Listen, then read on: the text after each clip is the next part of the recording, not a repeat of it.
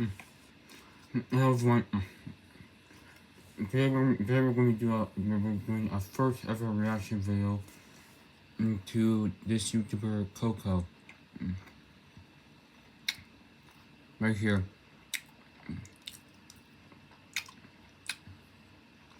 I'm sorry. He's this YouTuber who makes awesome videos. I reacted to his one of his best videos, Pepper vs. Piggy. Chapter 3. The animation was really good.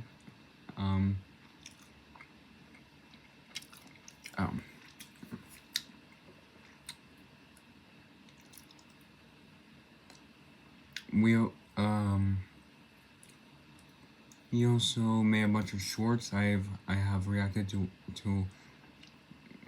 all of his shorts, especially the newer ones like these three right here. But today we're going to be reacting to this video, which is the behind the scenes, where he shows Hello, my piglets. This is an exclusive. The behind the scenes for Pepper vs. Piggy Chapter 2. So let's get this started. Behind the scenes video for my bacon enthusiasts, where I'll be talking about the upside down city sequence from Pepper vs. Piggy Chapter 2. This is my first time doing something like this, so we'll have to see how it goes. Also, let me know what scenes, sequences, or shorts you'd like to see me do a behind the scenes video on. I'm open to suggestions as I figure out how exactly I want to do stuff like this. Sorry if you hear me eating. Alright, let's start at the beginning. Sorry if you hear me eating now. I just made peanut butter toast, so I just made peanut butter toast. There we go. And I'm kind of busy eating it, so. To do a behind the scenes thingy for this sequence specifically because this was one of my favorite and least favorite sequences to put together for Pepper vs. Piggy 2. I had a lot of fun thinking about how I wanted this to look, but it was a true hassle putting it together. Basically, I came up with this idea because while I was writing Pepper vs. Piggy 2, I didn't just want to have the characters doing the same thing over and over again. Originally, they would have been going through each level just one by one, trying to grab all the items and trying to make it through the level, and it would have gotten repetitive for me personally. I would have been doing basically Pepper vs. Piggy 1 over and over and over again. And so I was trying to think of new or interesting ways for the characters to make their way through the game. Eventually, I came up with this idea, like maybe I could like flip one of the levels upside down. And so I was looking at different types of levels and seeing what might work for that kind of a thing. And then I came across the city map and I noticed that these stairs in the city map, they're the same whether they're upside down or right side up. And so it gave me the idea to flip this one over. But I was looking around the level and I was thinking like what could work for that kind of a sequence and like what exactly would I be doing with that. Eventually I got to the outside of the map and I saw these cars. I saw the way that they were lined up like this and I saw that they were all leading out to Grandma Piggy's poutine. So I went ahead and I flipped the city upside down just to take a look at it, and then I noticed that it did kind of look like this sort of like I don't know what you would call it. It looked I think he's trying to say like it looks like a type of like bridge or sorts, or like a walking pathway or something, but mostly a bridge because the way the cars are aligned. But yeah, this sort of like Ninja Warrior style thing where it's like you could probably, if you were really skilled at it, make your way across these things. And then I also noticed the top of the, what do you call this? The roof, the lining, the upper lining, this part above the door. I noticed that this, when it's flipped upside down, it looks like a platform that the characters could walk onto, and then they can make their way over here to make it across this area. So I started writing this scene where these characters had to move across the level in a way that they're normally not supposed to, and then I started just getting like a ton of ideas about how exactly that would work. So to start, the sequence, it starts with the level appearing above the characters, and then it lowers itself down towards them while they're on the Ferris wheel. And the way I went about lowering the level, I mean, please forgive me if there's a better way to do this because I am a big dummy and I don't know what I'm doing. I was working with the knowledge that I have. So, but basically I took the whole map as a model, and then in Roblox Studio, I would literally, actually wait, let me turn the lighting to what it's supposed to be. Basically what I did was I grabbed the city as a model, and then over here you see this position. I literally changed the number just like piece by piece, repeatedly, just forever. I recorded myself doing this for like 3 minutes or so, and then I spit up the footage, and then I cut out the little parts in between just to make it look like it was coming down. In my opinion, it still looks a little choppy, but you know, you gotta do what you gotta do. The level, it conveniently lowers in a way so that Pepper and Susan can hop onto this roof exit, and then they make their way inside. They then get to the tippity top floor where they see Jerry, Zola, and Georgie across the way. And the next level that they have to get to is in there, and they have to make their way over there, and the level's glitching out, and it's too dangerous to stay here. So the next moment that happens is When I watched Pepper vs. Piggy Chapter 2, I like that he made the characters instead of just doing all the levels one by one just one video, he decided to like make the his like characters go to all of the each different levels, and you know, just do it by chapter 2 by 12. So you probably don't understand what I'm trying to say, but you don't you Pepper going out onto the ledge, and this was a shot that I was really happy with how it was looking when I did it. I did like this like slow. I pushed forward slowly towards Pepper, and so I envisioned this being them hopping off of the window and then making their way across the ledge so that they can get to this pole. And so this is one of those parts where it was like I knew that I wanted it to look like this, but I had to think about how I was going to execute it. So here is basically what I would do. Basically, I have the shot where we push in to the city building, and so after I would put it into After Effects right here, I would take the file and I would use Camera Tracker, Track Camera.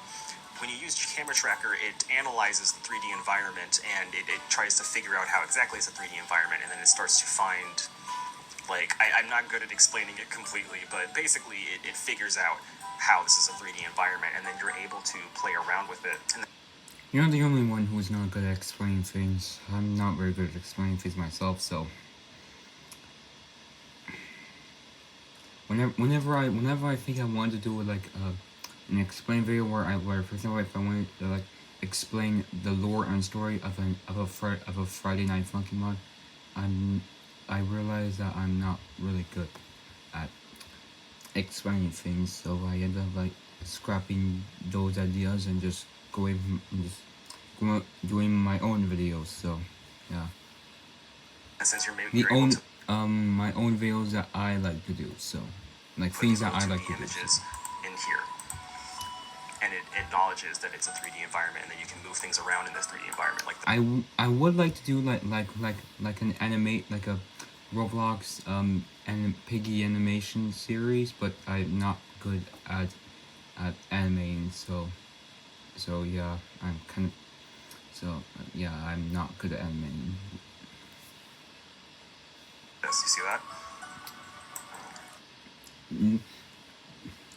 YouTubers who are good at animating, like this guy right here, have a gifted talent. I don't have that gifted talent, so yeah, sorry. So you'll notice in a moment like this, when I put this object here, as it moves, the object moves too. See that? I'm putting these things within this 3D environment, and then they move in accordance with the environment, with the camera movement as well. So with that in mind, I animated the characters within Character Animator. Character Animator is the software that I use to do all of the animations involving Pepper and her gang, all the 2D animations. It all is done within here in Character Animator. You can see in here, these are all the motions that I had to do to animate her. So like her body and her arms and her legs and everything, she's essentially a puppet that I made.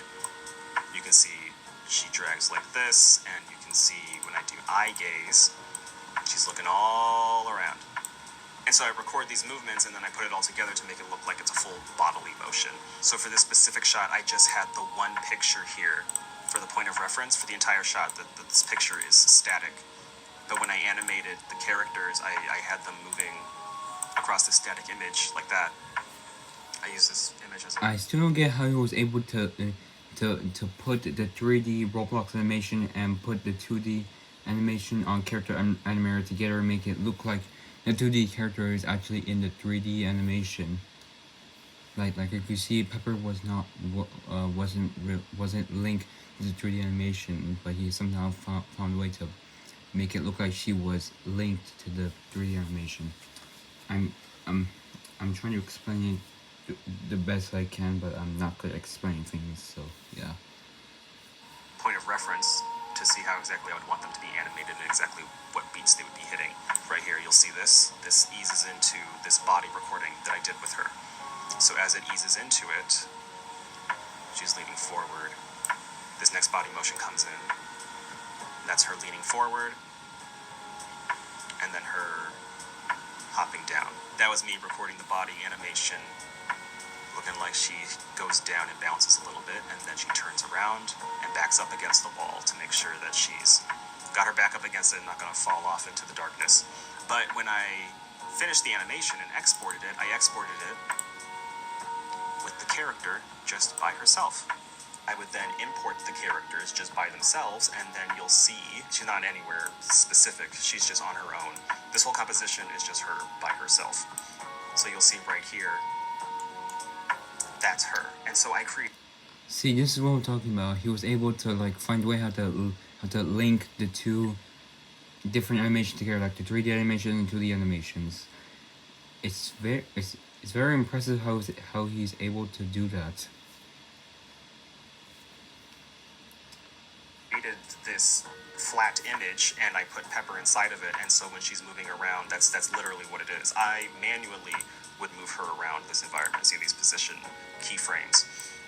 I told After Effects exactly where I wanted her to be, and then she would move to that place in accordance with that. And then with removing this background, it kind of looks like she's actually within the 3D environment. This requires a lot of patience, because it's not easy to line it up to be exactly where you want it to be, and so you kind of got to adjust things, and you got to move things around to be exactly how you want them to be, and then you got to adjust how smoothly and how quickly that they're going to move back and forth between these two parts. And then in addition to that, you'll notice that when Pepper's walking here, she's in front of this wall, and so another thing I would have to do in this kind of moment within After Effects is I would include these masks. So right here, this is the same clip, same footage, and I would use a mask on top of Pepper to make it look like she's behind the object, when in actuality it's just an image over an image. Another thing I was trying to talk about, because like how he's able to like link them two together and make it look like it was a part of the 3D animation. Oh, I'm sorry.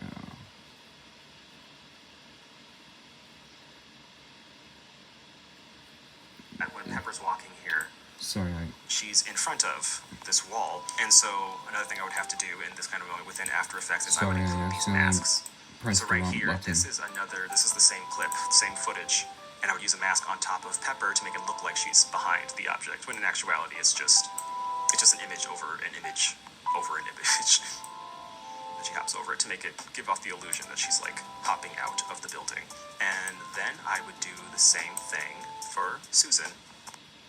This had to be one of the more satisfying shots to pull off, because this was one of those moments that I knew was going to be very tricky, and I liked the idea of showing off just how dangerous this area was, to show all the darkness. I hate YouTube ads. They're so annoying. YouTube ads always just get in the way when you're trying to do like a reaction video. And they're just that annoying. High up they are, and then to come in close on a personal level with them and see them carefully edge their way out and look down to see how dangerous everything is. It was definitely a fun thing to put together, and it was really cool to see that I was able to at least pull it off mostly the way that I wanted it to be. Really fun stuff. Another moment that was fun to try to pull off was when Pepper jumps for it, and so every camera movement in Pepper vs. Piggy 2 is literally me. It's literally me moving around. I would use this plugin here, Advanced Studio Camera. I would use this thing to very simply adjust how smooth my movements would be. So I can adjust, if you look at this, you'll notice that if I have... That is one thing I did not know you can do in Roblox pig animations.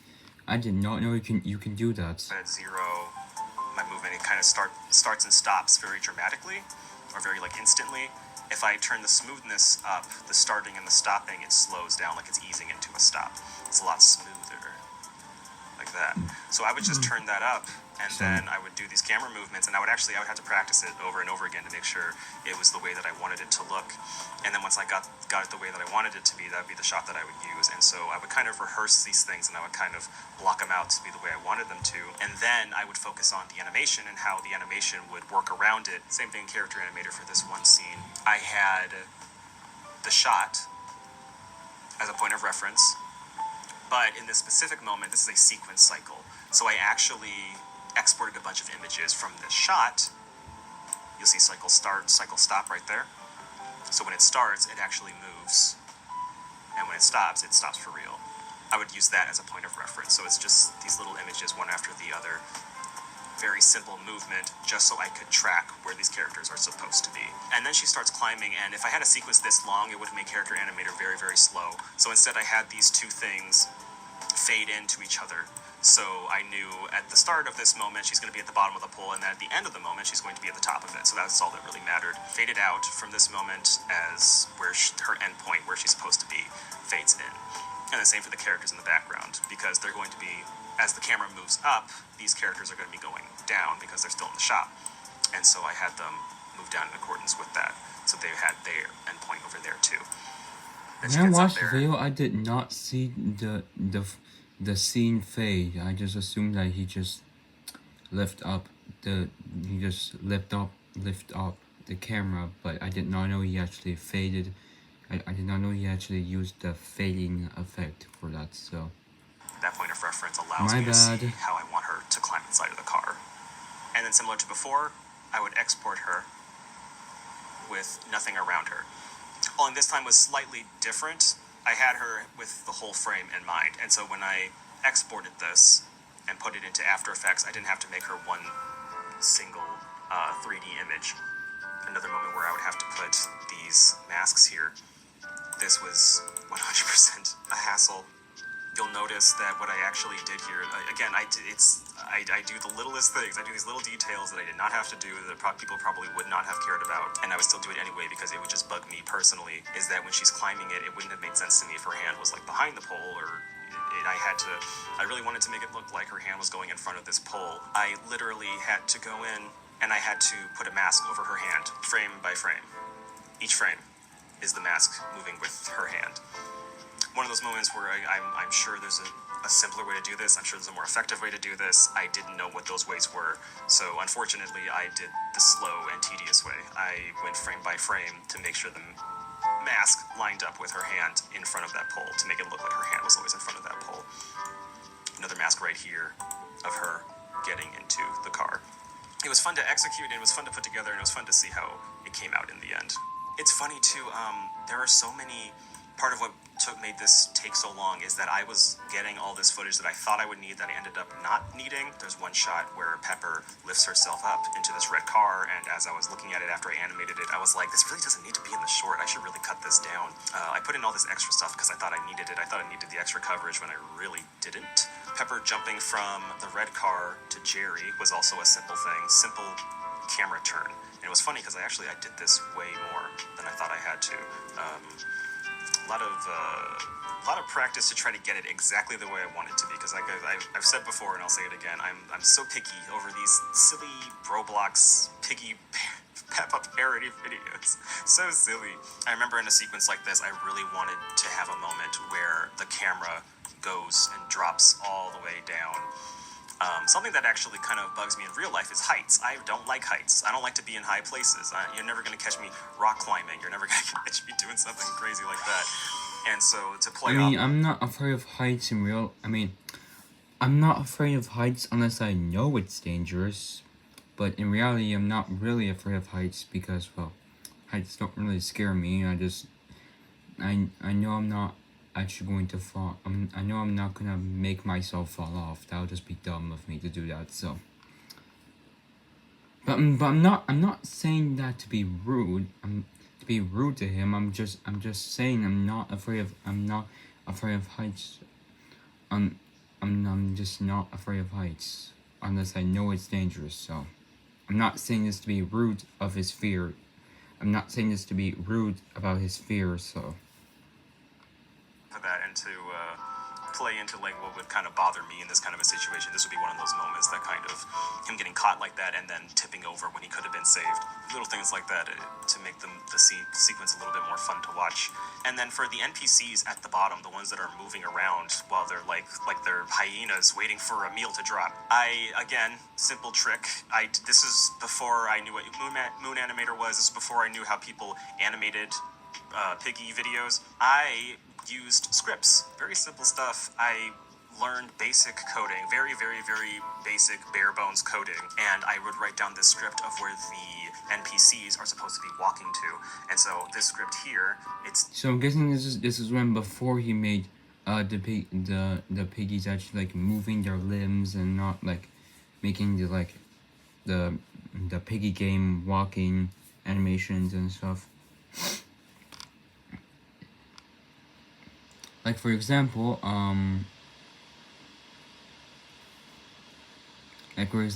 in Peppa vs. Piggy Chapter 3, the piggy character. No.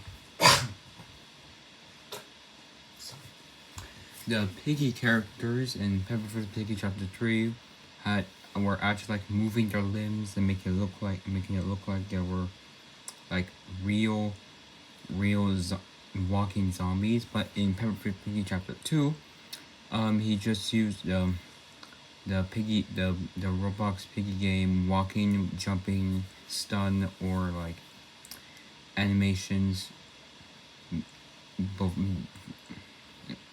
You know what I'm trying to explain, because I'm not good at explaining things, but you know what I'm trying to explain here. But still, I did really like Chapter 1 and Chapter 2. These two were really good animations to watch. Same with Chapter 3. Cycles back through so that they continue on a loop. I put these things right here. It wasn't important for it to be all the way up here. I just remember whatever I was doing in the moment, it had it happen right here. But they would move between these objects from down below. And so they're following the position of it so that they're moving in accordance with it, so it looks like they're swarming around each other. When I click run, you'll see they're moving around sour gummies. like that. They're just following these dots from down there. They're following them over and over and over again. That's what's happening in that shot. Except for Clowny right now, who's wandering off and doing his own thing. You having fun, Clowny? You enjoying yourself? Go, Clowny. Frolic and be free. Anyway, I got them to do that, and then I simply moved the camera down as they were spinning around. I did this one shot where I was spinning to make it seem more chaotic as it was going down, but it looked stupid, so I got rid of it. What was actually funny about this particular moment is that After Effects had a difficult time tracking the camera motion, which I kind of figured would happen. So in this case, I don't think I actually used the 3D tracking for this one. What I actually did was I just made Jerry here an actual 3D image just on his own without the camera tracking, and then I just manually animated how he would fall, and that took some time trying to figure out exactly how it looks. It still looks kind of janky in my opinion, the way that he falls, but you gotta do what you gotta do. Y'all hear that sound? That's my computer freaking out because I'm using After Effects and Character Animator. It just can't handle it. It's too much. Yeah, this was a funny animation to do. I got the body and the face animations, and I was just like moving around in circles. And then I grabbed his arms and legs while he was doing that, and I just flailed them all around. And so that was a fun little thing to do. Another moment that you might not realize was After Effects was this moment where Georgie starts crying. I remember in my brain, this was always a more comedic thing to be, as morbid as that might sound. I just think it's silly that we have this crying baby pig in this goofy, again, Peppa Pig parody inside of the Piggy video game, and they're crying over each other's deaths. It's actually humorous to me, and every time I watch this clip, I'm like, this is so silly that I did this. But every time, now when I watch it back, I'm like, I think this was trying a little too hard to be serious. I might have. Also, I'm sorry if I'm not talking much. I just want you guys to hear and listen to the video without me just interrupting it over and over again. So this was another After Effects thing where I had this shape layer, and there was these wavy tears. It was just like this wavy thing, and they would kind of move on their own. And Essentially, there was these masks to cover up where exactly they would be shown, and the shape comes up to make it look like there's tears swelling up in his eyes. Sometimes the simplest tricks can get you what you were looking for. Can get you to what you're looking for. Y'all know what I'm saying.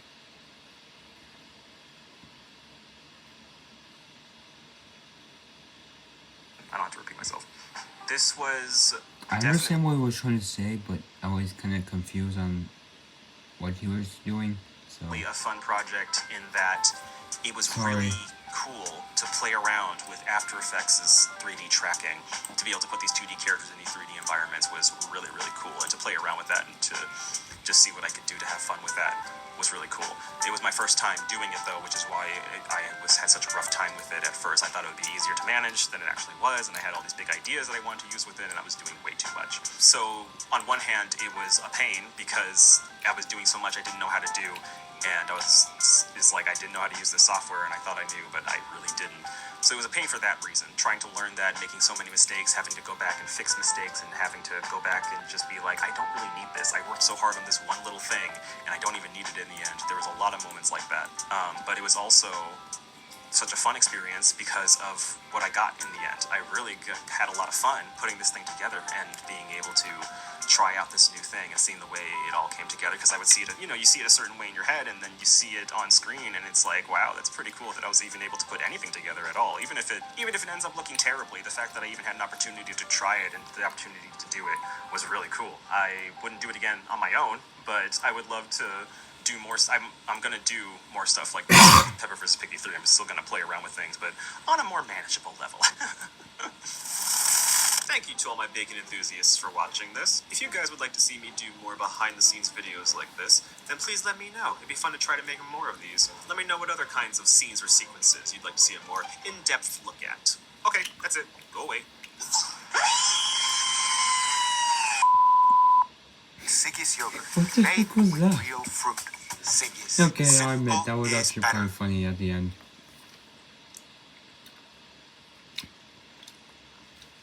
So yeah, that was me reacting to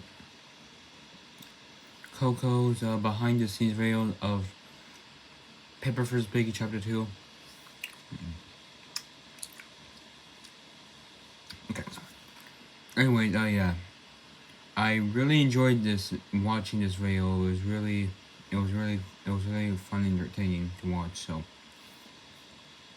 yeah, I'm so excited for Pepper vs. Piggy Chapter 4 to come out because I do really like the Roblox Piggy game, the classic Roblox Piggy game, the one made by Mini Toon.